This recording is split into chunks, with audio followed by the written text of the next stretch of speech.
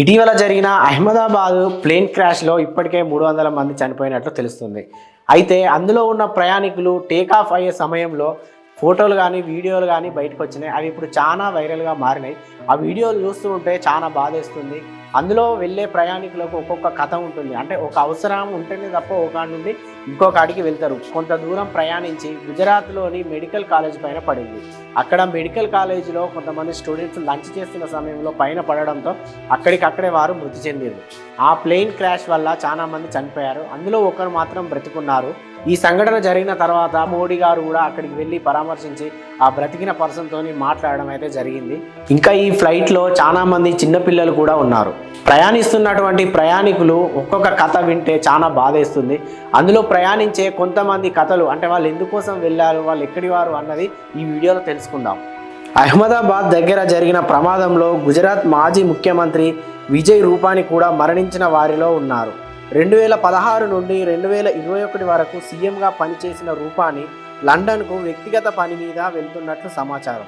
లండన్లో నివసిస్తున్న software engineer Prateek, తన భార్య డాక్టర్ కోమి అండ్ 3 పిల్లలు కలిసి ఈ ప్లేన్లో ఉన్నారు. అందరూ కలిసి లండన్లో ఉండటానికి వెళ్తున్నారు. ఈ తరుణాన్ని కుటుంబం ఎన్నేళ్లుగా ఎదురు చూస్తుంది.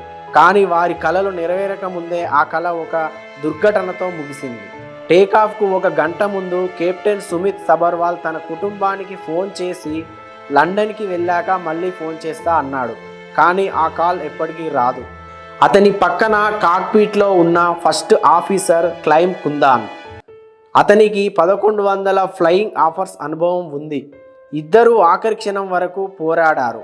కానీ ఆ ప్రయాణం విషాదాంతంగా ముగిసింది. ఎయిర్ ఇండియా విమాన ప్రమాదంలో 2 క్యాబిన్ క్రూ సభ్యులు ఉన్నారు.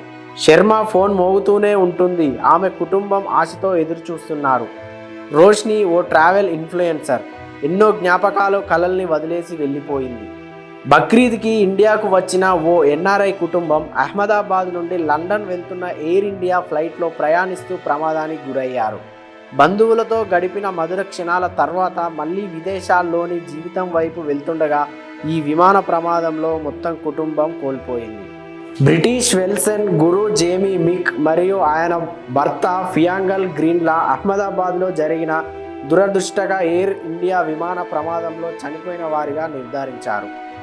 బయలుదేరే కొద్ది గంటల ముందే ఈ జంట ఎయిర్పోర్ట్ నుంచి హాయిగా నవ్వుతూ ఓ వీడియో పోస్ట్ చేసింది. కానీ వారు ఎదుర్కోబోయే ప్రమాదం వాళ్ళకే తెలియదు.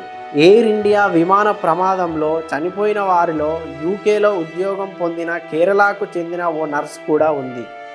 కొత్త జీవితం కోసం కోటి ఆశలతో ప్రయాణం మొదలుపెట్టింది. కానీ ఆ ప్రయాణం గమ్యానికి చేరకుండానే చనిపోయింది. కురుక్షేత్రానికి చెందిన అంజు శర్మ తన కూతురు నిమ్మీ శర్మను కలుసుకోవడానికి లండన్ వెళ్తున్నారు. ఎంతకాలంగానో ఎదురు చూసిన క్షణం అహ్మదాబాద్ నుండి టేకాఫ్ అయిన కొద్దిసేపటికే జరిగిన విమాన ప్రమాదంలో చాలా రోజులుగా ఎదురు చూస్తున్న తల్లి కూతురు కలయిక విషాదంగా ముగిసిపోయింది. సో చూసారుగా, ఇవి మనకైతే తెలిసిన కథలు. వీళ్ళ కథలు వింటుంటే మనకైతే చాలా బాధేస్తుంది. సో ఎంతైనా ఇలా జరగడం అన్నది చాలా బాధాకరంగా అనిపిస్తుంది.